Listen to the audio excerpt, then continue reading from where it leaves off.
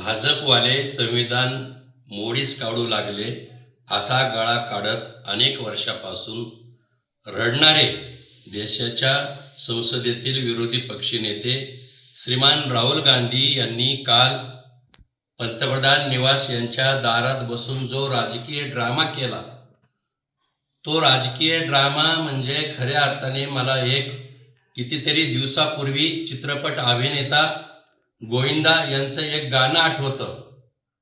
ते गाणं काय होतं?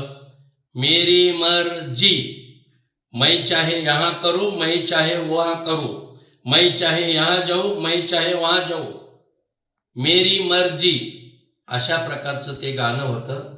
तशाच प्रकारे स्वतःच्या मर्जीनं राजकीय या ठिकाणी नाट्य करू पाहणारे राहुल गांधी यांना माझा एकच सवाल आहे.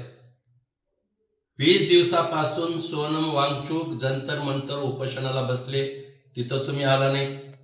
4 दिवसापासून अभिजित दीपके जंतर मंतरवर उपोषणाला बसले, तिथंही तुम्ही आला नाहीत. काल अचानक संसदेत बोलू नये म्हणून उठलात आणि पंतप्रधानाच्या निवासस्थानासमोर बसलात. पोलिसांना उपोषणाची नोटीस नाही, कायदा हातात घेतला. मला वाटतं संविधान नेमकं मोडीस कोण काढू लागलंय हेच तुम्ही आता लोकांना सांगावं.